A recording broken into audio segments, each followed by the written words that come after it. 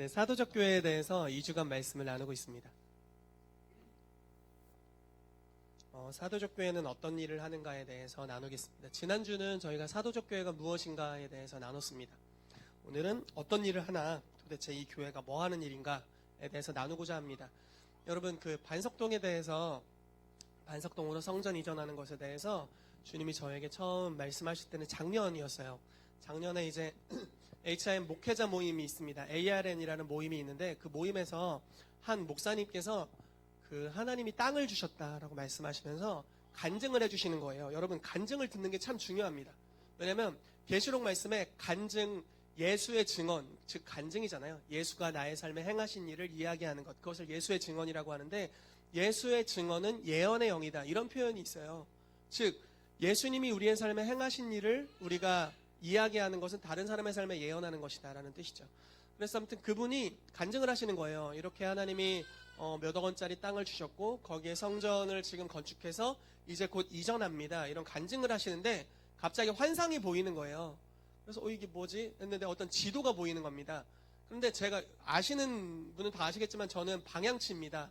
극심한 방향치. 반석동 성전도 지금 잘 못 찾아가가지고 바울 목사님 안내를 안 해주면 자꾸 이상한 길로 가요.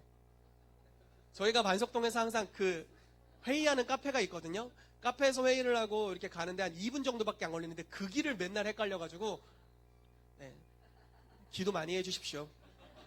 이런 목사가 교회의 방향성을 잡고 가고 있습니다. 기도가 필요하죠. 많이 필요합니다. 문제는 항상 당당하다라는 겁니다. 방향을 이상한 데로 가면서 당당하게 간다는 거죠. 아무튼 그렇게 이제 뭔 얘기를 하다 이 얘기를 했죠. 아무튼 반석동 그 지도를 보여주셨어요. 그러면서 이렇게 말씀해 주셨어요. 내가 이 반석 위에 교회를 세우리니 음부의 권세가 이기지 못하리라. 그러니까 지도를 봤는데 이게 본능적으로 알았어요. 아, 여기가 반석동이구나.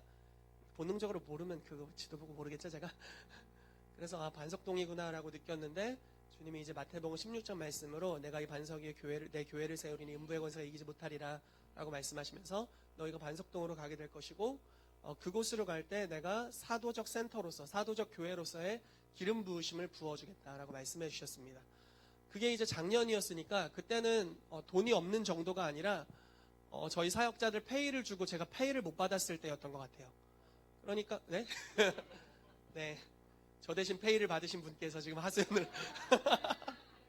감사하게 그 당시에 이제 제가 외부 집회들이 이제 초청이 많이 있어가지고 그걸로 이제 재정을 충당했었습니다. 어찌됐건 근데 그런 때에 하나님께서 비전을 주셨어요. 그런데 뭐 당장 뭐 교회가 지금 자립하기도 어려운 상황인데 뭐 아무튼 미뤄뒀죠. 언젠가는 가리라 이러고 이제 미뤄뒀습니다. 그런데 올해 초가 되었나요? 작년 말이었나요? 주님이 갑자기 부동산을 알아보래요. 내가 이제 가게 하겠다고. 그래서 뭐 돈도 여전히 하나도 없는데 부동산을 알아보라고 하셔가지고 그냥 믿음으로 진짜 몇 개월을 알아보기 시작했습니다. 그러면서 저희가 이제 지금의 장소를 찾았고, 그러면서 지금 과정 중에 계속 가는 거죠. 거의 지금 매듭 지어져 가는 과정에 저희가 있는 것 같아요. 그래서 너무너무 감사드리고요. 참 이 장소도 추억이 될 것 같습니다. 오늘 이 조명 다 떼낼 거라고 하는데요. 이제 네, 어려워지겠죠. 여기서 이제 모임하기는. 네, 모임 장소가 없으신 분은 첫 모임 장소였던 김가희 전사님 집으로 가셔서 똑똑 두드리시고, 오늘 목사팀 모임할 건데 거기 문 열려있냐고 좀 물어보시면 되겠습니다. 아무튼 그래서 저희가 가게 되는데, 이제 사도적 교회에 대한 감동이 있는 거죠. 사도적 교회가 도대체 뭐냐에 대해서 저희가 봐야 되고, 그 교회의 DNA로 저희가 가겠다라는 겁니다. 여러분, 사도적 교회와 지역 교회는 사실 여러 가지 차이가 있습니다. 지역 교회가 일반적으로 담당하는 일들이 있고 사도적 교회가 담당하는 일들이 좀 다르게 형성이 되어 있습니다. 그런데 저희가 뭐 여러 가지 이걸 나열할 수 있겠지만 제가 사실 그걸 준비하려고 했는데 아니라는 감동이 있어서 한참 준비하다가 그냥 다 지워버렸습니다. 그런데 어쨌든 사도적 교회가 가야 될 방향성이 어딘지, 그리고 사도적 교회는 도대체 어떤 일을 하는지 우리가 알아야 되고요. 그것이 여러분들의 비전이 되기를 정말 축복합니다. 아멘. 우리는 이곳에 우리만 복받기 위해 온 것이 아닌 줄로 믿습니다. 아멘이시죠? 우리는 변화시키는 자로 이 땅에 부르심 받았습니다. 누군가를 바꾸는 자로, 우리가 거하고 있는 지역사회를 변화시키는 자로 우리는 부르심 받은 줄로 믿습니다. 그래서 사도적 교회가 잘 가고 있다는 증거는 그들이 거하고 있는 지역사회가 변화되느냐에 달려 있습니다. 만약에 우리가 그 지역에 갔는데 그 지역에 전혀 변화가 없고 그냥 소음이 시끄럽다, 맨날 민원만 들어온다, 그렇다면 우리는 지금 잘 가고 있는 모습은 아닐 겁니다.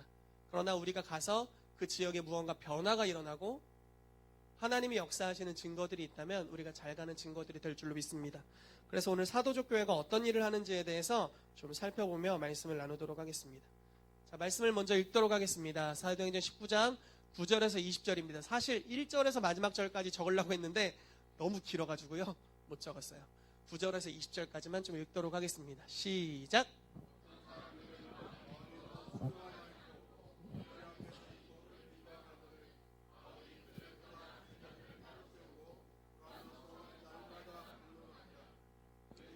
이같이 하니 아시아에 사는 자는 유대인이나 헬라인이나 다 주의 말씀을 듣더라. 하나님이 바울의 손으로 놀라운 능력을 행하게 하시니 심지어 사람들이 바울의 몸에서 손수건이나 앞치마를 가져다가 병든 사람에게 얹으면 그 병이 떠나고 악귀도 나가더라. 이에 돌아다니며 마술하는 어떤 유대인들이 시험 삼아 악귀 들린 자들에게 주 예수의 이름을 불러 말하되 내가 바울이 전파하는 예수를 의지하여 너희에게 명하노라 하더라. 유대의 한 제사장 스게와의 7 아들도 이 일을 행하더니 악귀가 대답하여 이르되 내가 예수도 알고 바울도 알거니와 너희는 누구냐 하며 악귀 들린 사람이 그에게 뛰어올라 눌러 이기니 그들이 상하여 벗은 몸으로 그 집에서 도망하는지라. 에베소에 사는 유대인과 헬라인들이 다 이 일을 알고 두려워하며 주 예수의 이름을 높이고 믿는 사람들이 많이 와서 자복하여 행한 일을 알리며 또 마술을 행하던 많은 사람이 그 책을 모아가지고 와서 모든 사람 앞에서 불사르니 그 책값을 계산한즉 은 5만이나 되더라. 이와 같이 주의 말씀이 힘이 있어 흥왕하여 세력을 얻으니라. 아멘. 아멘. 오늘 이렇게 말씀을 나누도록 하겠습니다. 에클레시아에 대해서 지난주 말씀을 잠시 요약하고요, 에베소 모델, 사도적 교회가 어떤 일을 하는지 사도행전 19장에 나온 에베소 모델에 대해서 보고요, 사도적 교회를 우리가 활성화하는 시간을 갖도록 하겠습니다. 3개밖에 없다는 건 빨리 끝날 조짐이 있다라는 것입니다. 자, 에클레시아에 대해서 지난주에 나눴던 말씀을 잠시 요약했습니다. 마태복음 16장 18절 19절에 너는 베드로다, 내가 이 반석 위에 내 교회 에클레시아를 세울 것이다 라고 말씀하셨죠. 지난주에 우리가 들었던 말씀입니다. 그래서 천국 열쇠를 가지게 될 것이고 땅에서 매면 하늘에 매이고 땅에서 풀면 하늘에서 풀릴 것이다 라고 말씀하셨습니다. 그리고 지옥의 문이 우리의 공격을 이기지 못할 것이다 라고 선포했죠. 그래서 에클레시아는 하나님 나라로부터 보내심 받은 기관이고요, 하나님 나라의 문화체계를 이 땅에 풀어내어 이 땅에 하나님의 나라가 임하게 하고 하나님의 뜻을 하늘에서 이룬 것까지 땅에서 이루라고 위에서부터 권세를 받고 보내심 받은 단체이다 라는 것을 지난주에 나눴습니다. 자, 에클레시아라는 개념이 중요합니다, 사도적 교회에 있어서요. 자, 그리고 그래서 결론이 이겁니다. 사도적 교회란, 이렇게 결론을 내렸습니다. 진짜 안 보이네요. 그래도 한번 믿음의 눈을 들어 한번 보시겠어요? 같이 읽어볼까요? 시작! 하나님의 성전이자 하늘의 문인 사람들, 지배권을 가진 사람들이 모여 함께 동의함으로 이 땅을 향한 하나님의 뜻을 성취하는 공동체이다. 아멘. 아멘. 이게 사도적 교회에 대한 정의라고 볼 수 있습니다. 자, 사도적 교회, 교회란 그리스도의 몸입니다. 그리고 한 사람을 뜻하기보단 공동체를 뜻합니다.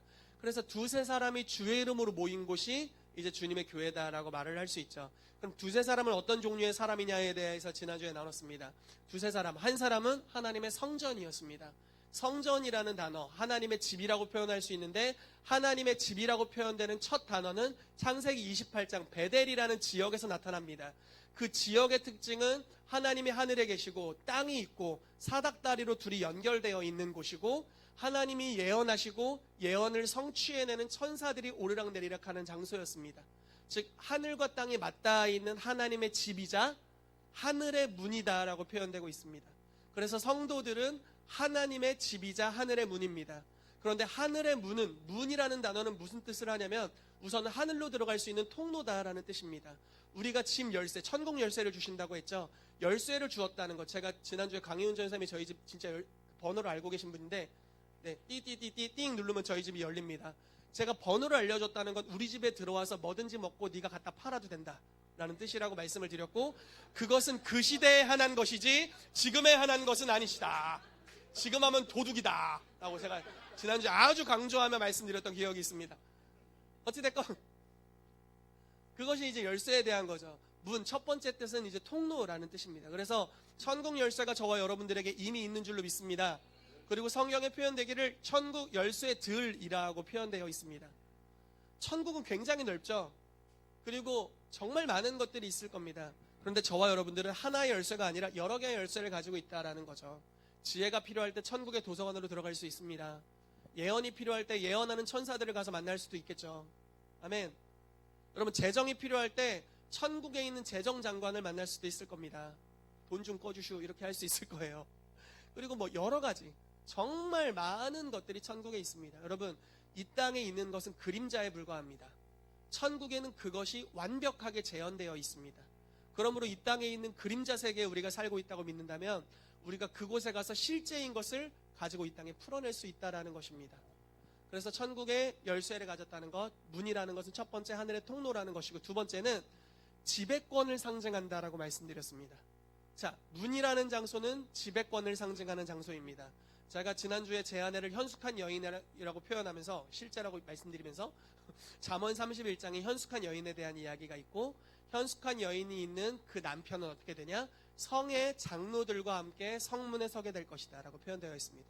왜냐하면 문은 법적 집행의 장소였고 지배권을 가리키는 장소였기 때문에 그렇습니다. 즉 문의 정부가 형성됐다라는 겁니다. 그래서 마태복음 16장 말씀에, 제가 지금 요약을 빨리 하고 있는 거예요. 잘 듣고 계시죠? 마태복음 16장에 음부의 권세가 이기지 못하리 이렇게 표현되어 있잖아요. 그 사실 제대로 된 번역은 지옥의 문이라는 표현입니다. 결국 지옥의 정부가 있다라는 거고, 천국 열쇠를 주신다는 것은, 또 우리가 문이라는 것은 우리가 이 땅의 천국 정부다라는 뜻입니다. 하나님 나라의 대사라는 뜻이죠. 천국 정부가 공격하면 지옥의 정부가 견뎌내지 못할 것이다라는 표현입니다. 그래서 문은 지배권을 뜻하는 것입니다. 그래서 여러분들이 무언가 이 땅에서 결정하면 하늘에서 하나님께서 그것들을 풀어놓으실 겁니다. 그래서 이 땅에 실제로 이루어지게 됩니다. 이 땅의 변화에 대해서 이 땅의 정부에게 맡기는 것이 아닙니다. 하나님은 이 땅의 변화에 대해서 하늘의 정부인 교회에게 위임하고 계시다라는 것입니다. 여러분, 우리가 아무것도 꿈꾸지 않는다면 아무것도 일어나지 않을 겁니다. 그냥 세상 체제대로 흘러갈 겁니다. 그러나 우리가 하나님 나라의 비전을 가지고 꿈을 꾸고 무언가를 계획하고 믿음으로 메고 풀기 시작한다면 무언가 하나님께서 이 땅 가운데 행하실 것입니다. 그러한 꿈들이 있게 되기를 예수 이름으로 축복합니다. 그냥 나 혼자 먹고 살 만큼 돈이나 있었으면 좋겠어요. 건물주 됐으면 좋겠어요. 이 정도 말고요. 정말 흘려보낼 만한 충분한 꿈을 꾸게 되시기를 예수 이름으로 축복하고요. 그러면 주님께서 그것들을 이루실 줄로 믿습니다. 그렇게 문에 대한 지배권이라고 표현했습니다. 그래서 결국 사도적 교회는 이런 지배권을 가진 사람들이 연합된 모임입니다. 여러분 잘 보세요. 김가희 전사님 지배권을 가지신 분이십니다. 자, 저 이마를 보면 분명합니다. 범상치 않은 이마를 가지고 있습니다. 예전부터 제가 때리고 싶은 이마라고 항상 그랬었는데 다니엘이 똑 닮았습니다. 범상치 않은 이마, 지배권을 가지고 있습니다. 여러분, 여러분들이 다 지배권을 가진 사람들이다라고 이야기를 하고 있습니다. 자, 제가 이런 표현을 썼어요. 가능성에 대한 것이라고 표현을 썼습니다. 무슨 말이냐면 정체성이 먼저 선포되어야 됩니다. 여러분 중에 지금 크게 지배권을 가지게 보이지는 않습니다. 솔직히. 그렇지만 성경이 말하기를 우리의 정체성을 가리킵니다. 여러분들은 문이라고 표현되고 있어요. 지배권을 가지고 있다라고 이야기하고 있습니다. 정체성으로부터 삶의 행동이 나오고 정체성으로부터 실제 권세가 흘러나오게 됩니다. 여러분 말씀드렸죠? 의인임을 믿을 때 의로운 행위를 할 수 있습니다. 하나님이 나를 거룩해 하셨다고 믿을 때 거룩한 삶을 살게 됩니다. 나 한 번도 이긴 적 없는데 주님이 나에게 이긴 자라고 말씀하셨고 우리가 그걸 받아들일 때 실제로 승리하는 삶을 살게 됩니다. 동일합니다. 지배권을 가진 자라고 주님이 선언하고 계십니다. 그러면 다스리게 될 것이고 다스리는 영역이 충성됨으로 점차 확대되어 갈 것입니다. 그래서 실제로 누군가 여러분들이 볼 때 이 사람은 지배권을 가진 사람이구나라고 인정하는 때로 가게 될 줄로 믿습니다. 그래서 교회는 어떤 곳이냐? 지배권을 가진 개인들이 연합된 모임입니다. 자, 보세요. 세상이 있습니다. 변화가 필요합니다. 하나님의 나라가 완전히 이루어져 있지 않은 상태입니다. 그런데 이 땅에 대한 통치권을 가진 자들, 다른 표현을 써보죠. 마태복음 28장에 예수님이 나는 하늘과 땅의 권세를 가지고 있다 라고 표현하고 있죠. 자, 예수님은 하늘의 권세만 가진 것이 아니라 아담의 육체로 오셔서 땅의 권세까지 획득하셨습니다.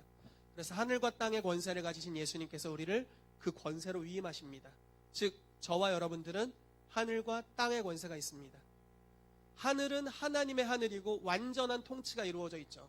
변화시킬 것이 없어요. 하나님 완전히 다스리고 있으니까. 이 땅은 변화시킬 것 투성입니다.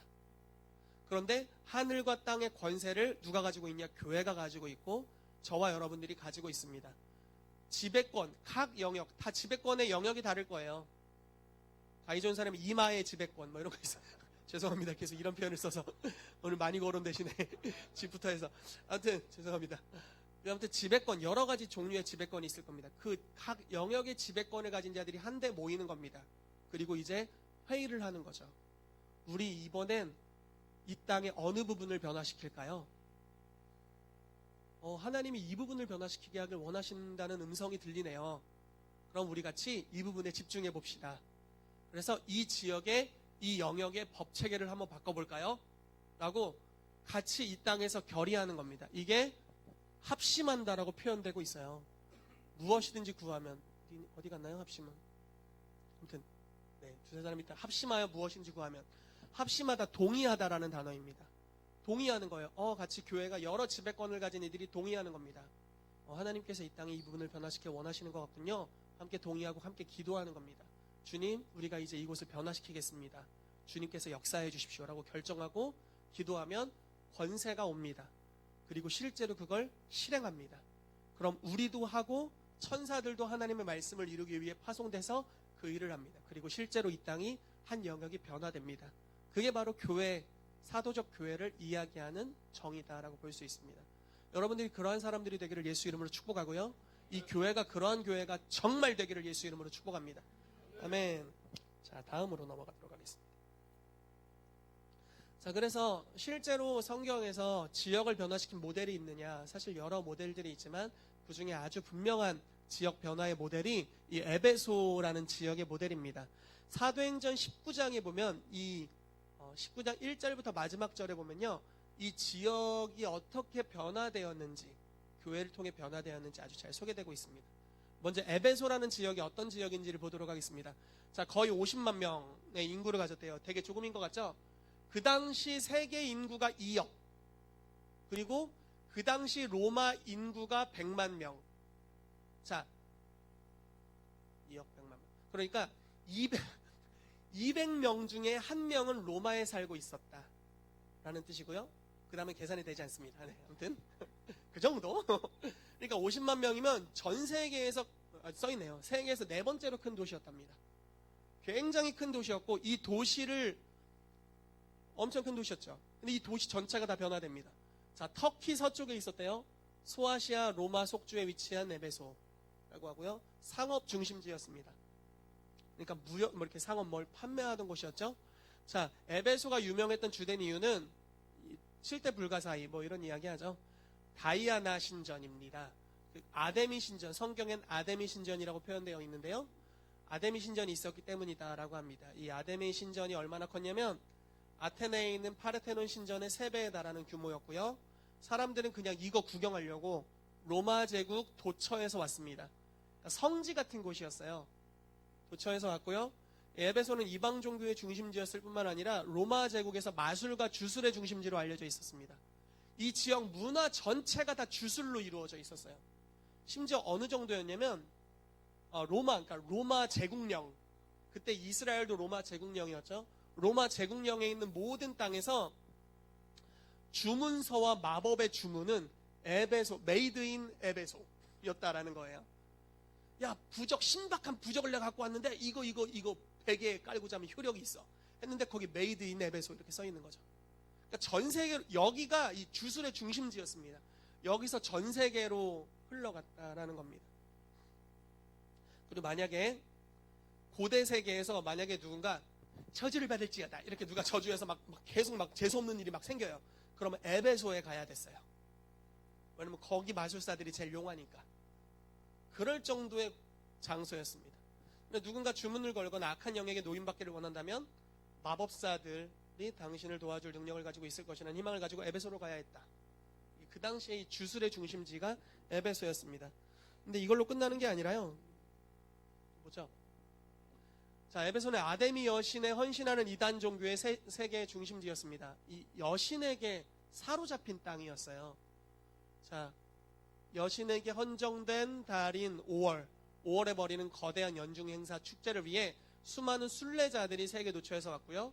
자, 이게 여러분 그냥 신전 그냥 우상숭배구나 이 정도가 아니라 신전에 사제들과 내시들과 창녀들이 있었어요. 왜냐하면 이 여신이 굉장히 음란함을 상징하는 여신입니다. 그래서 남자들이 이곳에 가서 창녀들과 몸을 섞고 그게 예배였어요. 간음이 예배였습니다. 그리고 아주 공공연하게 자신 있게 신을 숭배한다라는 명목하에 이게 행해지고 있었어요. 많이 들어왔겠죠? 자, 수많은 마술사들과 광대들과 음악가들과 점쟁이들과 점성술사도 함께 했답니다. 게다가 이제 이걸로 끝나는 게 아니에요. 여기서 에베소가 상업의 중심지였잖아요. 그 중에 가장 강력한 상업이 뭐였냐면 신전의 모형을 은으로 만든, 뭐라고 해야 될까요? 모형을 판매하는 거였어요. 아데미 신전의 모형을 은으로 만들어서 판매하는 게 가장 비싸게 팔리는 그런 상업이었습니다. 에베소는 은으로 만든 신상과 신전을 사고 파는 상당한 시장이 형성돼 있었는데 수익성이 너무 좋아가지고 은장색들이 전 세계에서 몰려들었습니다. 그래서 그냥 그 땅의 모든 경제 영역, 문화 영역, 예술 영역, 종교 영역 다 아데미 여신에게 사로잡혔던 땅, 이게 바로 에베소였다라고 볼 수 있습니다. 자, 그렇다면 하나님께서 이 에베소 가장 영적으로 어두웠던 땅에 어떤 일을 교회를 통해 하셨는지 한번 보도록 하겠습니다. 자, 사도행전 19장 1절에서 10절 말씀 같이 읽어볼게요. 시작.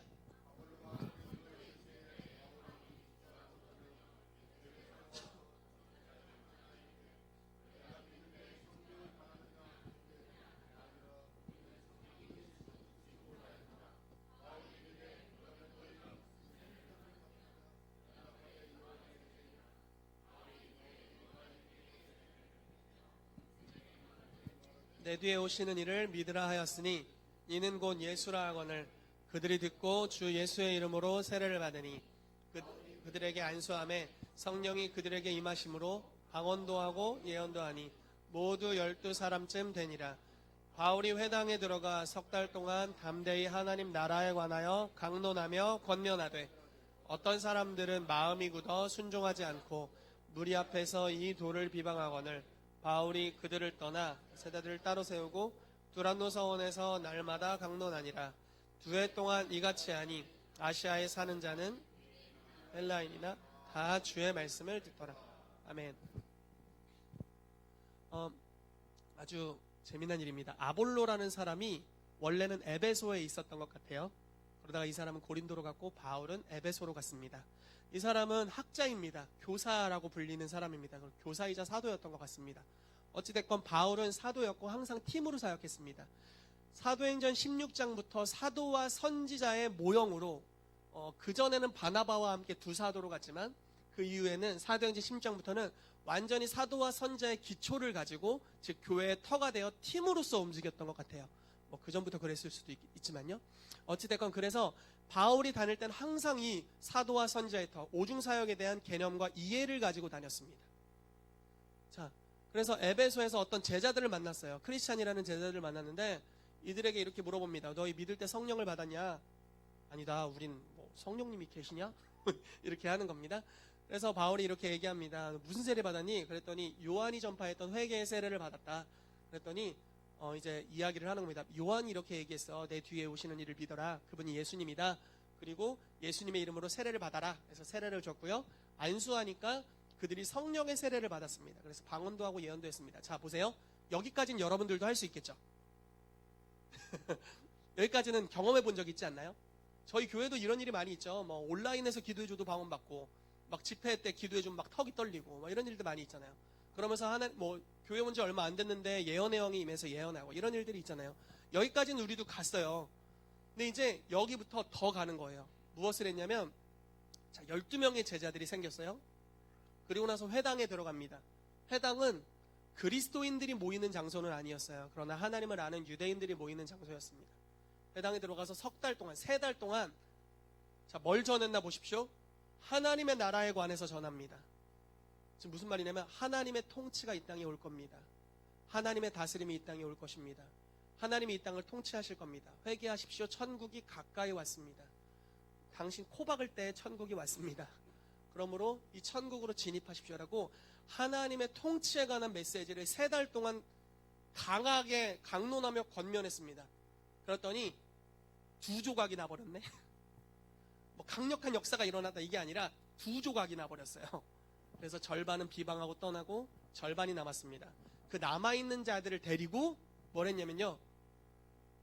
2년 동안 똑같은 걸 2년 동안 가르쳤습니다. 그러면서 메시지를 나눴습니다. 이게 이제 사도적 교회의 기초가 된 거죠.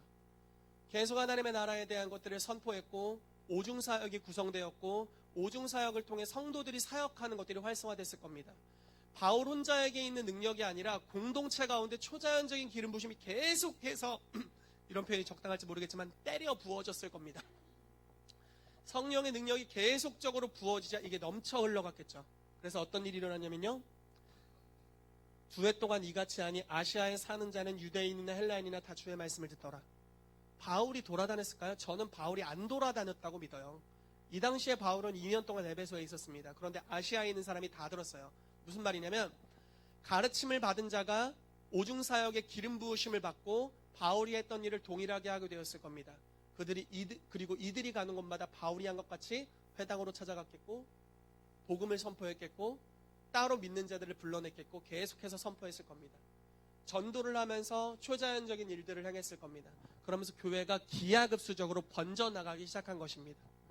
그렇게 이제 오중사역이 이루어져 있는 사도적 교회로서 교회가 진행되었습니다. 그리고 교회 모든 성도들이 그 지역에 있는 모든 사람들이 말씀을 듣게 되었습니다.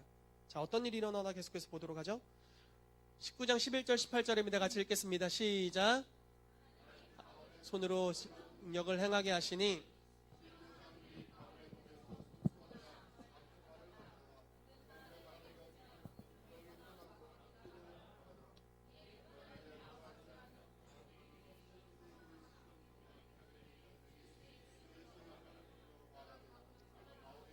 예수를 의지하여 너희에게 명하노라 하더라. 유대의 한 제사장 스게와의 7 아들도 이 일을 행하더니 악귀가 대답하여 이르되 내가 예수도 알고 바울도 알거니와 너희는 누구냐 하며 악귀 들린 사람이 그들에게 뛰어올라 눌러 이기니 그들이 상하여 벗은 몸으로 그 집에서 도망하는지라. 에베소에 사는 유대인과 헬라인들이 다 이 일을 알고 두려워하며 주 예수의 이름을 높이고 믿는 사람들이 많이 와서 자복하며 행한 일을 알리며. 아멘. 자, 이때부터 하나님의 능력이 나타나기 시작하는데요. 물론 바울의 손 위에도 기적이 많이 일어났던 것 같아요. 그러니까 희한한 능력으로 나타났던 일만 기록해놨습니다. 그냥 기적이 일반적이었던 것 같아요. 여러분 성경에서 기적을 표현할 때 하나님의 손이 함께 하셨다 이런 표현들이 많이 있거든요. 처음에 스데반이 순교당하는 핍박으로 인해서 그 예루살렘을 떠나갔던 제자들이 있었죠. 그들이 안디옥에 이르렀을 때 하나님의 손이 그들과 함께했다라는 표현이 있습니다. 즉 이적과 기사가 나타났다는 표현입니다. 그리고 여기도 굉장히 많은 일들이 나타난 거예요. 그런데 특별히 바울을 통해서 정말 신기한 기상천외한 일들이 나타나기 시작했는데 바울의 몸에서 손수건이나 앞치마를 가져다가 병든 사람에게 얹으면 병이 나았다. 내 빨랫감을 갖다 얹었더니 치유가 일어났다라는 거죠. 내가 쓰던 손수건을 갖다 얹었더니 치유가 일어나기 시작한 겁니다. 그러면서 병도 떠나고 귀신도 떠나갔다라는 겁니다. 그래서 어느 정도였냐면 이 영향력이 어느 정도였냐면 귀신 쫓는 게 유행이 됐어요. 교회에서 유행이 된 게 아니라 그냥 에베소라는 한 시내에서 그게 유행이었습니다. 가면서 좀 정신적으로 어려워 보이는 애가 있으면 잡고 바울이 전하는 예수의 이름으로 명하노니 나가라 이렇게 했던 거예요. 다들 그러고 있는 거면 때로는 떠나기도 하고 한 번은 이런 일도 나타난 거죠. 스게와의 7 아들도 이 유행을 따라서 바울이 전하는 예수의 이름으로 떠나라. 그랬더니 예수도 알고 바울도 아는데 너는 누구지? 누구지? 이렇게 해가지고 이렇게 눌렸다. 그래서 뻘거벗고 도망갔다. 이런 이야기가 있습니다. 여러분, 그 영적 전쟁의 세 단계를 이 성경에서 이렇게 이야기한 것들을 와그너 박사님이 정리를 했는데 세 단계를 이야기합니다. 첫 번째 단계, 지상적 수준의 영적 전쟁입니다. 즉 개인 축사를 이야기하는 거예요. 개인에게 역사했던 질병과 귀신들이 떠나가는 일들. 두 번째 단계는 주술적 차원의 영적 전쟁입니다. 주술사들, 마술사들. 그러니까 무슨 말이냐면 이 사람들은 자기가 의지적으로 신을 받아들였어요. 이 차원의 역사했던 영들이 떠나가게 되는 것. 굉장히 강한 영적 전쟁이죠. 이건 굉장히 그 가계적인 영과도 관련이 있고 패밀리얼 스피릿이라고 해서 친숙한 영들입니다. 가계적으로 유전되는 주술적인 영들일 수 있죠. 그런 것들이 떠나게 되는 역사가 이제 두 번째 차원의 2차원적인 영적 전쟁입니다. 마지막으로 가장 고차원적인 영적 전쟁은 지역의 영과의 싸움입니다. 근데 에베소는 이 세 가지가 다 나타나고 있습니다. 그래서 첫 번째 영적 전쟁이 여기서 일어났고 승리가 계속해서 선포됩니다. 그래서 사람들이 주 예수의 이름을 높이고 믿는 사람이 많이 와서 자복하고 행할 일을 알렸다라고 나오고 있습니다. 교회에 온 사람만 축사되는 것이 아니라 세상에서 축사가 일어나고 있습니다. 여러분, 여러분들이 가진 기름 부으심이 이 밖에서 쓰여져야 되는 줄로 믿습니다. 아멘. 여러분들의 일터에서 축사 사역이 일어나길 정말 축복합니다. 제가 그런 이야기 들어본 적 있어요. 일터를 위한 중보기도, 돈 받고 하는 중보기도 모임이 일어났다는 이야기 들었는데, 그러니까 중보기도 용역 업체예요. 어떻게 표현해야 되나? 어느 회사가 있으면 회사에서 이 중보기도 단체에게 요청을 하는 겁니다.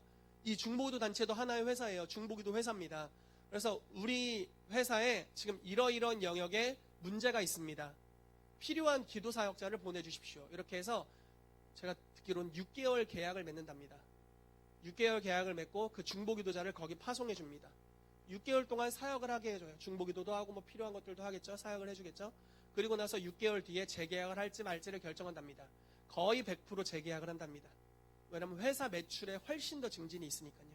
그러니까 이런 일들을 하는 거예요. 그런데 재미난 일은 그 회사를 위한 축사사역 회사를 만들었다는 이야기도 들었습니다. 우리 회사에 막 아낀 것 같아요. 뭐 이런 거잖아요. 그래서 회사에 와서 축사사역을 해주고 그것에 대한 이제 페이를 받는 이런 사역들도 일어났다고 합니다. 굉장히 재밌죠. 이 적용되는 거라고 믿어요. 세상에서 무언가가 나타나야 돼요. 여러분, 세상에서 무언가 일을 해야 됩니다. 여러분들의 예언이 교회 안에서만 이루어지는 게 아니라 세상에서 이루어지게 되기를 예수 이름으로 축복합니다. 정말 세상 속에서 찔러 쪼개는 예언들이 일어나게 되기를 축복해요. 그래서 우리가 하는 모든 것들이 세상 안에서 그대로 재현돼야 되는 줄로 믿습니다. 그래서 이제 첫 번째로 이런 영적 전쟁이 일어났고 승리의 역사를 거두게 되었습니다. 근데 이 차원에서 머무는 것이 아니라 다음 차원으로 갑니다. 자, 말씀 읽어볼게요. 시작.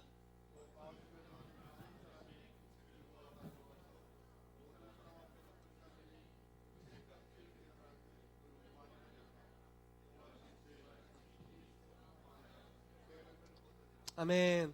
자, 이 마술을 향한다는 것은 우리 식으로 표현하면 무당이나 이런 걸 하는 거죠. 책이 굉장히 많았습니다. 이 주술에 관련된 책들이겠죠. 이것들을 내어 던졌어요. 있네요. 네, 이걸 내어 던졌습니다. 그러면서 이제 하나님을 영접하게 되고 예수님을 영접하게 되는 역사들이 풀어지게 됐다라는 거죠. 제가 너무나 감사한 것 중에 하나는 정희석 성도님이 저희 교회 다니신다는 게 너무나 감사합니다. 지금은 전기 권세를 가지고 전기를 해주시고 계신데, 정희석 성도님도 뭐 아시는 분은 아시겠지만 과거에 약간 이쪽으로 많이 가셨었습니다. 그런데 어느 날 하나님이 말씀하셨어요. 네 차에 있는 뭐를 뽑아내라. 그러니까 우상에 관련된 것들을 뽑아내라고 말씀하셨고, 집에 있는 부적들을 다 띄라고 말씀하셨고, 그리고 거기 자기가 이제 이전에 공부했었던 책들을 다 버리라고 말씀하셨습니다. 사도행전의 역사가 일어나 버렸네요. 제가 이 본문을 보다 보니까 우리 교회도 이런 분이 계신데 그래서 너무너무 감사하고 하나님이 역사하신 거구나 정말 많이 느꼈습니다. 여러분, 제가 그 무속적인 스피릿이 역사했던 친구, 이제 제자가 있었습니다. 제자가 있어서 케어했던 적이 있는데 쉽지 않습니다. 영적 전쟁이 너무 심해요. 그냥 개인 귀신 들림에서 축사하는 것과는 다른 차원의 영적 전쟁이 있습니다. 그래서 그 친구도 때로는 정신이 나가요. 이렇게 그냥 가만히 잘 얘기하고 있다 갑자기 막 혈기가 막 올라오더니 같이 이야기하고 있는 상을 뒤집고 밖으로 나갑니다. 나가면 사고 날 것 같아갖고 무조건 잡아와요. 다시 앉히고 그러면 하다가 다시 멈추고 이거를 몇 년 반복했습니다. 그리고 좋아졌어요. 그러니까 그만큼 영적 전쟁이 치열하고 그런 스피릿들이 떠나기 쉽지 않은 거죠. 그런데 사도행전에 그런 스피릿들이 떠나가는 역사들이 있었던 것이고요. 우리 성도님의 삶에도 동일한 역사들이 있는 겁니다. 그래서 여러분 이러한 이긴 자들의 삶에는 특별한 은총들이 있습니다. 그래서 하나님 주신 특별한 기름 부으심들이 있게 될 줄로 믿습니다. 네. 그래서 아무튼 이런 2차적인 영적 전쟁이 일어난 거예요. 주술적인 영적 전쟁이라고도 하는. 그래서 이런 영들이 떠나가기 시작한 겁니다. 그리고 이 사람들이 예수님을 영접하고 주님께로 돌이키기 시작한 거예요. 근데 여기서 끝난 게 아니라요. 이제 끝판왕이 나타납니다. 자, 23절, 29절 말씀 같이 읽어보시죠. 시작. 즉 데메드리오라 하는 어떤 은장색이 은으로 아데미의 신상 모형을 만들어 직공들에게 적지 않은 벌이를 하게 하더니 그가 그 직공들과 그러한 영업하는 자들을 모아 이르되 여러분도 알거니와 우리의 풍족한 생활이 이 생업에 있는데 이 바울이 에베소뿐 아니라 거의 전 아시아를 통하여 수많은 사람을 권유하여 말하되 사람의 손으로 만든 것들은 신이 아니라 하니 이는 그대들도 보고 들은 것이라. 우리의 이 영업이 천하여질 위험이 있을 뿐 아니라 큰 여신 아데미의 신전도 무시당하게 되고 온 아시아와 전의 위험도 떨어질까 하노라 하더라. 그들이 이 말을 듣고 분노가 가득하여 외쳐 이르되 크다 에베소 사람의 아데미여 하니 온 시내가 요란하여 바울과 같이 다니는 마게도냐 사람 가이오와 를 붙들어 일제히 연극장으로 달려 들어가는 난리가 난 겁니다. 무슨 난리가 났냐면 은장색들, 은을 가지고 상업하는 사람들이 연합해서 들고 일어난 거예요. 바울이 이런 선포를 하더라. 손으로 만든 신은 신이 아니다. 근데 손으로 만든 신으로 영업하는 사람들이었습니다. 그러니까 실제 매출이 떨어지는 거예요. 심각하죠. 그러니까 그 당시에 2만여 명이 모이는 극장으로 사람들이 떼거지로 몰려가서 큰 여신 아데미여 이러면서 시위를 벌입니다. 교회가 얼마나 능력이 있었는지 전 아시아에서 매출이 일어났던 놀라운 무역업과 이 수출을 하고 있었는데 그 매출이 다 떨어져 버린 거예요. 바울이 전하는 복음으로 말미암아서 잘 들어보세요. 우상숭배를 기반으로 했던 그 땅의 악한 문화죠. 패턴이에요. 돈이 들어오고 돈이 신전으로 또 들어가고 또 신전의 제사장들은 먹고 살고 아데미의 위험은 점점 더 강해지고 그 어둠의 영의 영향력은 점점 더 세졌을 겁니다. 그런데 교회가 세워졌고 교회가 영향력을 발하게 되면서 이 아데미 여신의 영향력이 끊어지게 되는 거예요. 재정 영역에서 어둠의 영의 영향력이 끊어졌습니다. 그리고 그들이 행하던 주술의 영역에 있어서 주술의 영향력이 끊어졌습니다. 개인의 삶에 질병을 가져다 줬던 악귀의 역사들이 끊어졌습니다. 어둠의 영으로부터 나왔던 모든 것들이 다 끊어지고 있습니다. 그리고 가정들이 세워지고 있고 여러분 에베소서 보셨죠? 에베소에 무슨 표현이 있나요? 부모들아 자녀들을 노엽게 하지 마라. 자녀들아 부모에게 순종하라. 남편은 아내에게 아내는 남편에게 순종하고 서로 복종하라 라고 말하고 있죠. 에베소가 어떤 지역이었습니까? 가정 파탄 나는 지역이었죠. 왜 파탄이 났나요? 이방신을 섬기는 잘못된 우상체계가 사회 전반을 다 다스리고 있었어요. 그러니까 사회가 파탄난, 가정이 멀쩡한 가정이 없죠.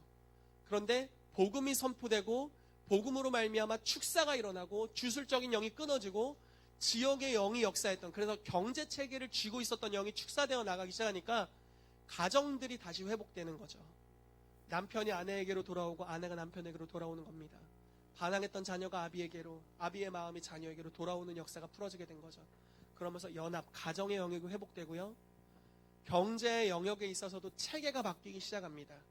어둠의 색깔을 기반으로 한 경제들이 무너지게 되는 거예요. 그리고 이제 하나님의 사업들이 잘 되기 시작했겠죠. 뭔가 변혁이 일어나게 됩니다. 자, 계속해서 보시죠. 자, 50년이 흘렀습니다. 바울이 에베소 사역한 지 50년이 흘렀어요. 로마의 저술가 풀린이랍니다. 황제에게 편지를 보냅니다. 에베소 지역의 상황에 대해 불평하는 편지입니다. 다른 신들의 신전은 거의 완전히 버려졌답니다. 크리스천들이 곳곳에 대다수입니다. 지금 이 사람 크리스천이 아니에요. 로마 황제도 크리스천이 아니죠. 근데 에베소의 상황에 대해 불평하고 있습니다. 아데미 신전 망했고요. 모든 신전 다 망했고요. 다 버려졌어요. 우상숭배 끝났어요. 다 크리스천밖에 없어요. 여기 가도 크리스천, 여기 어떤 일이 일어난 건가요? 에베소의 교회가 지역을 완전히 변화시켜버린 겁니다. 한 지역이 통째로 주님께 들어 올려진 것이죠. 여러분, 사도적 교회가 이 일을 했습니다. 우리가 해야 될 것은 다른 것이 아니라 이런 일들이죠. 실제로 그 영역을 변화시키는 일들입니다. 여러분, 이 땅은 주술적인 어둠이 있었던 땅이죠. 그 주술적인 영향력이 사회 전반에 영향을 미치고 있었어요. 근데 이것들을 하나하나씩 끊어가기 시작했다라는 것입니다. 교회가 합심함으로 배고플 때 에베소가 변화되는 역사가 있었다라는 것입니다. 아멘. 이 교회가 이런 교회 되기를 예수 이름으로 축복합니다. 아멘. 자, 마지막입니다. 사도적 교회로 활성화하기입니다. 읽었던 말씀이고요. 이 말씀 같이 읽어볼게요. 시작. 만물을 니의 충만함이니라. 아멘. 제가 아주 좋아하는 말씀입니다. 교회는 예수님의 몸입니다. 그러므로 예수님 같은 권능이 있습니다. 그런데 이 교회가 어떤 존재냐? 만물 안에서 만물을 충만하게 하시는 이의 충만함이다. 항상 이게 표현이 좀 그런데 만물 안에 계시면서 만물을 하나님의 나라같이 충만하게 하시는 분이 계신데 그분의 충만함이 교회다라는 겁니다. 마태복음 12장 말씀에 내가 하나님의 성령을 힘입어 귀신을 쫓아낸 것이면 하나님의 나라가 너희 중에 임하였다 라는 표현이 있습니다. 내가 하나님의 성령을 힘입어. 이 단어를 다른 번역엔 이렇게 표현되어 있습니다. 하나님의 손가락이 귀신을 쫓아낸 것이면. 자, 귀신은 하나님이 손가락으로도 쫓아낼 수 있답니다. 톡! 팍! 이렇게 맞고 쫓겨난다는 거죠. 하나님의 손가락으로도 귀신이 떠나간다라는 거죠. 하나님이 주먹으로 칠 필요도 없어요. 뭐 페이스북에 막 이런 사진들이 있는데 막 예수님과 막 사단이 막 자꾸 막 비길 것 같은 느낌으로 막 서로 째려보면서 누가 팔씨름 이기나 하면 말도 안 되는 얘기죠. 한 방 맞고 떨어져 나갈 애들이죠. 말도 안 되는 표현이에요. 교회는 어느 정도냐면 그 손가락으로 귀신을 쫓아내는 분이 성령 충만할 때가 교회랍니다. 표현이 참 모르겠어요. 하나님도 컨디션이 안 좋으실 때가 있는지 모르겠지만 저희는 컨디션이 안 좋을 때가 있죠. 기름 부으심이 증가된 때가 있으면 또 떨어질 때도 있죠. 그런데 하나님이 충만하실 때가 교회. 이것이 교회의 정체성이고 본질이다라는 이야기입니다. 교회가 바로 그런 권능을 갖고 있습니다. 그래서 여러분, 교회에게 주신 능력은 교회만을 위한 것이 아닙니다. 잘 들어보십시오. 여러분들에게 주신 기름 부으심은 만물을 회복시키기 위해 있습니다. 그러므로 만물을 회복시키기 위한 그 기름 부으심을 구하십시오. 스스로를 어떻게 정의하는지에 따라서 거기에 머물게 됩니다. 만약에 내가 내 자신을 나 혼자나 간신히 먹고 살 수 있었으면 좋겠다. 입에 풀칠이나 하고 살았으면 좋겠어 라고 정의하면 여러분들은 입에 풀칠도 못할 겁니다. 그러나 하나님이 여러분들을 바라보시는 관점으로 여러분들을 바라보십시오. 나는 만물을 회복시키는 영향력을 가진 자야. 이 교회는 만물을 회복시키는 영향력을 가진 교회야 라고 믿고 바라보기 시작한다면 그 권능이 실제적으로 올 것입니다. 그리고 계시가 올 거예요. 내가 이 땅을 위해 무엇을 할 수 있을지에 대한 계시가 올 겁니다. 그럼 그 프로젝트를 우리가 믿음으로 추진하는 거죠. 실제로 변화들이 일어나게 될 줄로 믿습니다. 하나의 간증을 나누고 메시지를 마치고자 합니다. 제가 굉장히 존경하는 그 사도적 센터라는 책을 쓰신 분이 있어요. 알렌 캐런이라는 목사님이신데 그분이 캐나다에 계십니다. 캐나다의 그 불어권이에요. 캐나다인데 이제 불어권입니다. 영어와 불어 두 가지 언어로 예배를 하는 그런 교회입니다. 그 교회 혹시 분 좀 달아주실 수 있어요? 감사합니다. 영어랑 불어로 예배하는 그 교회인데 이 교회가 원래는 그냥 일반적인 교회였어요. 그냥 일반적인 지역 교회였습니다. 그러다가 2년 정도 계획을 해서 사도적 센터, 사도적 교회로 이렇게 전환을 시켰습니다. 그 전환이 아직 완전히 되지 않은 이제 2년 차 2년 차 때 IT라는 지역을 방문했답니다. 방문해서 지역을 봤는데 한 교회를 갔는데 IT가 세계에서 가장 가난한 국가 중에 하나잖아요. 근데 그 가난한 국가 중에서도 가난한 부족이 있는 마을이었대요. 그래서 교회를 방문했는데 교회를 건축하다가 돈이 없어서 그만둬가지고 지붕이 없었답니다. 그래서 비가 자주 내려가지고 매일 지하실에서 예배를 드렸대요. 그 교회를 방문했대요. 그리고 다시 왔어요. 방문하고 다시 왔어요. 그러다가 어느 날 갑자기 제가 몇 년도가 정확히 기억 안 나지만 11월에 예언이 와서 선포했습니다. 이 지역 교회는 이 도시를 변화시키는 교회가 될 것이고 그것에 대한 표징으로 지붕이 놓일 것입니다. 이렇게 선포했어요. 그리고 나서 돌아갔습니다. 돌아가서 생각을 한 거예요. 내가 도대체 무슨 말을 한 거지? 보통 이제 예언을 그런 식으로 선포하면 이제 후회하게 되잖아요. 그랬습니다. 그리고 나서 2달이 안 돼서 IT에 여러분들이 알고 있는 IT 지진이 일어났습니다. 수십만 명이 죽었고 그 교회에서도 사상자가 발생했습니다. 나라가 완전 쑥대밭이 됐죠. 그리고 그 지역을 방문했습니다. 여러 차례 방문했습니다. 2월에 지진이 있었고 4월에 방문했을 때 주님이 갑자기 감동을 주셨습니다. 이 교회의 지붕을 우리 교회에서 세워야겠다라는 결단이 생긴 겁니다. 그래서 그냥 감동이 온 거예요. 교회에 쌓아둔 돈이 있거나 그러지 않습니다. 그냥 감동이 온 겁니다. 그래서 그 목사님에게 선포했어요. 목사님, 하나님이 감동을 주셨어요. 당신의 교회의 지붕을 우리 교회에서 세워주겠습니다. 엔지니어를 불러서 견적 좀 내주십시오. 이렇게 한 겁니다. 그랬더니 약 2,500만 원 정도가 필요하다라는 이제 결론이 됐습니다. 근데 그 교회가 지금 현재 성도가 150명 정도 있었고 애들 포함해서 150명 정도 있었고 통장에 잔고는 없다. 이게 이제 그리고 그 교회에 재정이 있는 사람은 아무도 없었습니다. 그렇게 하나님의 감동을 주셔서 선포했는데 돌아가 보니까 어떻게 해야 될지 모르는 거죠. 그리고 여전히 자기들도 가난의 사고방식이 어느 정도 남아 있었답니다. 그런데 이제 하나님 감동을 주셨기 때문에 믿음이 생겼고 교회에 선포했습니다. 교회 선포하면서 우리가 이제 IT의 지붕을 만드는 일을 할 것입니다. 그래서 우리가 모금을 시작합시다 라고 해서 2차례 모금의 시간을 가졌습니다. 하나는 바자회를 열었고요. 하나는 주일날 헌금 시간을 가졌습니다. 한 번 바자회를 했을 때 800만 원의 재정이 모였습니다. 그리고 다음 헌금을 모았는데 3천만 원의 헌금이 들어왔습니다. 그래서 재정이 다 채워졌어요. 그래서 전달했습니다. 지붕이 할 수 있는 넉넉한 돈이 생겼어요. 그리고 그 다음에 헌금을 또 걷었는데 5천만 원이 모금이 됐습니다. 왜 됐는지 모르겠어요. 그 교회 돈이 많은 교회가 아니에요. 근데 5천만 원이 모금돼서 지붕을 세워줬을 뿐만 아니라 모든 세팅을 다 바꿔줬습니다. 그런데 여러분 그 지역이 정말 가난한 지역이에요. 여러분 가난한 지역에는 가난의 사고방식이 있어요. 이 교회가 이 후원만을 한 게 아니에요. 후원만을 받았던 교회들이 나중에는 문제가 생깁니다, 여러분. 제가 중국에 선교를 자주 갔는데 특별히 조선족 지역에 선교를 자주 갔습니다. 가면 요즘 어떤 일이 있는 줄 아세요? 중국이 열렸을 초창기에 그 지역이 1900년대 초반에 부흥이 있었던 지역이고 쉽게 말해서 그 부흥의 영향력으로 인해서 한국 땅에도 부흥이 있었기 때문에 많은 한국의 교회가요. 지금 조선족이 있는 지역에 교회를 세워줬어요. 그리고 사역자들, 목사님들, 전사님들의 페이를 다 여기서 후원금으로 보내줬습니다. 그런데 여러분 선교가 이렇게 바뀝니다. 그러니까 뭐라고 해야 될까요? 집중도가 바뀌어요. 교회마다. 한국의 경제적인 위기가 찾아오고 또 중국의 선교를 집중하던 것이 이슬람으로 바뀌고 또 아프리카 여러 지역으로 바뀌면서 후원이 끊어졌어요.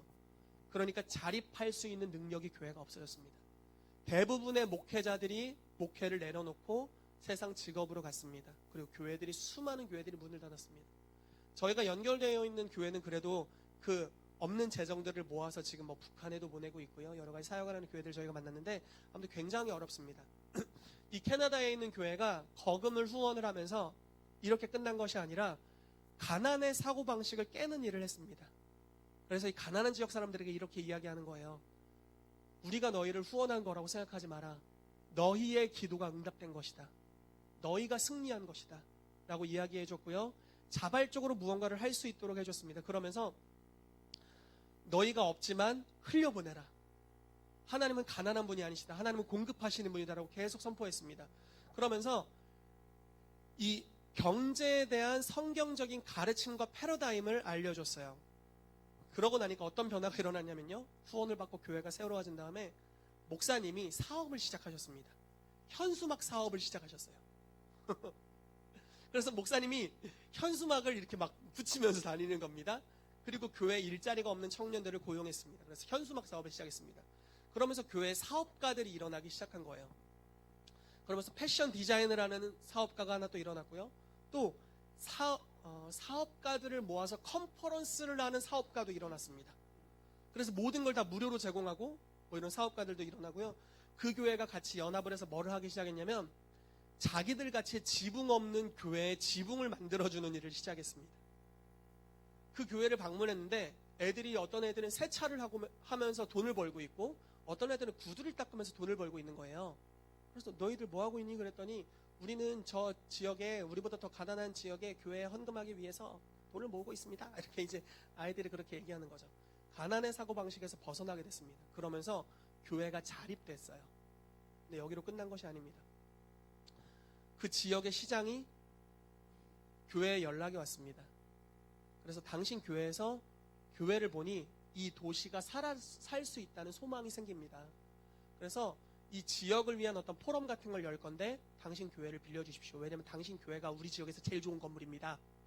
이렇게 했고요. 그래서 그 지역에 모이면서 이렇게 시장에 선포하는 겁니다. 우리는 이 도시를 다시 재건할 수 있습니다. 그래서 도시에 도로를 다시 놓기 시작했고요. 일꾼들이 일하면서 그 도시를 다시 재건하기 시작했습니다. 근데 그것이 여기서 끝난 것이 아니라요.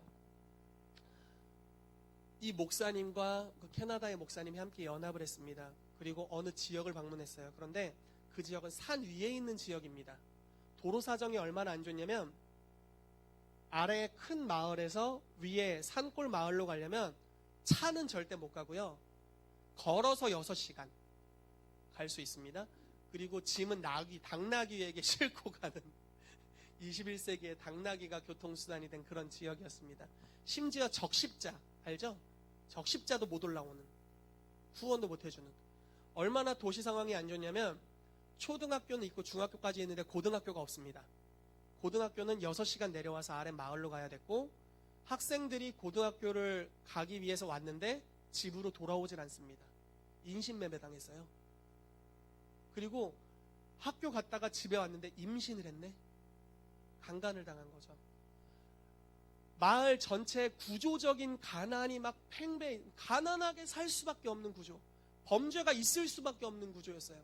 그래서 어떻게 하기로 결정했냐면 목사님 두 분이 연합을 해서 우리가 이 도시에 길을 놓아줍시다. 그래서 길 놓기 사업을 시작했습니다. 2년 프로젝트로 잡고 약 5천만 원의 재정이 필요하다는 이야기를 듣고 모금을 시작했습니다. 그런데 훨씬 많은 재정이 들어왔어요. 그래서 그 지역에 길을 내줬습니다. 그러니까 생활이 완전 달라지죠. 그때부터 적십자 같은 데서 들어와서 수송을 하기 시작합니다. 그러면서 훨씬 더 사정이 좋아졌고요. 거기서 끝난 것이 아닙니다. 학교가 너무 누락돼 있어요. 근데 그 당시에 이렇게 사업을 막 진행할 당시에 교회에 들어온 일터사도가 한 명 있었습니다. 이 사람 억만장자였어요. 젊은 친구인데 그 친구가 이렇게 이야기를 하는 겁니다.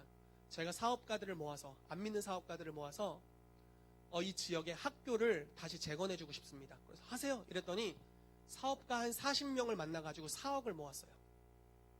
그래가지고 그 학교를 완전 새로 세팅하고 1년 동안 교사들의 페이를 제공했습니다. 그러면서 교육기관이 다시 새로워졌습니다. 그리고 나서 여기서 끝난 것이 아니라 교회가 이제 가난의 영이 끊어진 거예요. 그냥 우리가 간신히 나 오늘 어떻게 먹고 살까 해서 흘려보내는 문화로 바뀌게 된 겁니다. 여러분, 하나님의 나라는 강물과도 같습니다. 믿으십니까? 흘려보내면 새로운 것이 채워집니다. 그러므로 항상 부족함이 없습니다. 움켜쥐면 항상 부족함이 있습니다. 그러나 흘려보내면 계속적으로 더 많은 것들이 채워집니다. 그러므로 부족함이 없게 됩니다. 이 사업가가 다시 제안을 합니다. 크리스마스에 어려운 사람들을 돕고 싶습니다. 근데 그 당시가 이 교회 헌금 때문에 너무 지쳐있을 때였습니다. 그러니까 이 사업가가 뭐라고 얘기하냐면 교회가 헌금할 필요 없습니다. 그냥 포장만 도와주십시오. 제가 기금을 마련해 보겠습니다. 해서 15명 정도의 사업가를 만났습니다. 그리고 이렇게 이야기했습니다. 우리가 크리스마스에 가난한 사람들을 위해 좋은 일을 하고자 합니다. 후원해 주시겠습니다. 후원해 주시겠습니까? 했더니 15명이 막 후원을 보내준 거예요. 그래서 약 1억 정도의 기금이 모였습니다. 그래서 200가정인가 이렇게 선물들을 보내줬습니다. 선물을 보낸 직후에 또다시 비전을 선포합니다. 우리가 내년엔 2억을 해서 보내주길 원합니다. 그런데 3억 정도가 모였습니다. 그래서 또 내년에 보내줬습니다. 그 남은 기금을 가지고 이제 미혼모들을 돕는 사회복지 사업들을 하고 있습니다. 여러분 보십시오. 외부 세상을 향해서 아무것도 꿈꾸지 않으면 아무것도 할 수 없습니다. 그 교회가 저축도 못했던 교회였다니까요. 아무것도 할 수 없었던 교회였어요. 그러나 하나님이 감동을 주셨고, 어떤 감동이냐, 사도적인 비전을 향해 갈 수 있는 감동을 주셨습니다. 너희가 이 지역을 변화시킬 수 있다라는 감동을 주셨죠. 그리고 믿음으로 심고 흘려보내기 시작했습니다. 그랬더니 하나님이 역사하십니다. 또다시 심고 흘려보냈습니다. 하나님이 역사하십니다. 그런데 여기서 끝나는 것이 아니라 세상 재정들이 사회를 변혁시키는 데 투입되기 시작합니다. 교회는 방향성을 제시하고 교회 성도들이 헌금을 하지만 세상의 재정들이 여기로 들어오기 시작하면서 그 땅을 하나님의 나라와 같이 바꾸는 일들이 시작되었습니다. 그러면서 성도들 안에 있었던 가난의 영이 축사되고 세상에 역사되었던 구조적 가난이 끊어지기 시작합니다. 그러면서 사람들이 교육을 받고 새로운 차원으로 나아가기 시작했습니다. 사도적 교회가 이런 일을 할 수 있습니다. 여러분 이제 말씀의 결론 짓습니다. 하나님께서 이 교회를 사도적 교회로 부르시고 계시다라고 믿어요. 아멘. 우리는 우리를 위해서 그 땅에 가지 않습니다. 햇빛 보고 싶어서 그거 아주 2차적인 이유입니다. 지하에서 벗어나 햇빛 보고 싶죠. 그러나 그건 2차적인 이유죠. 1차적인 이유는 사도적 교회로서 우리를 부르시기 때문에 그렇습니다. 그 지역에 갈 것이고 지역사회를 변화시키는 어떤 일을 해야 합니다. 자기 유익을 구하는 것을 넘어서는 일들을 해야 됩니다. 여러분들에게 사도적 사고체계가 임하게 되도록 예수 이름으로 축복합니다. 여러분 그냥 교회에서 뭔가 추진할 때 그냥 같이 따라갑시다. 이 수준을 넘어서게 되기를 예수 이름으로 축복합니다. 여러분들 가운데 개별적인 하나님이 주시는 아이디어들이 있게 되기를 정말 축복합니다. 그냥 뭔가 아이디어가 있으면 말씀해 주세요. 하나님께서 여러분들에게 주시는 계시가 있다면 말씀해 주십시오. 그리고 여러분들이 그걸 추진하길 원한다면 말씀해 주세요. 그것들을 믿음으로 하는 겁니다. 꿈꾸지 않으면 아무 일도 일어나지 않습니다. 그러나 교회가 지배권을 가진 하나님의 공동체가 무언가를 꿈꾸고 추진하면 하나님이 그것을 하실 겁니다. 자, 마태복음 16장 땅에서 매면 하늘에서 매일 것입니다. 땅에서 풀면 하늘에서 풀립니다. 교회가 믿음으로 움직이면 하나님께서 움직이게 될 줄로 믿습니다. 그러므로 세상이 하나님의 나라와 같이 변화될 줄로 믿습니다. 같이 기도하도록 하겠습니다.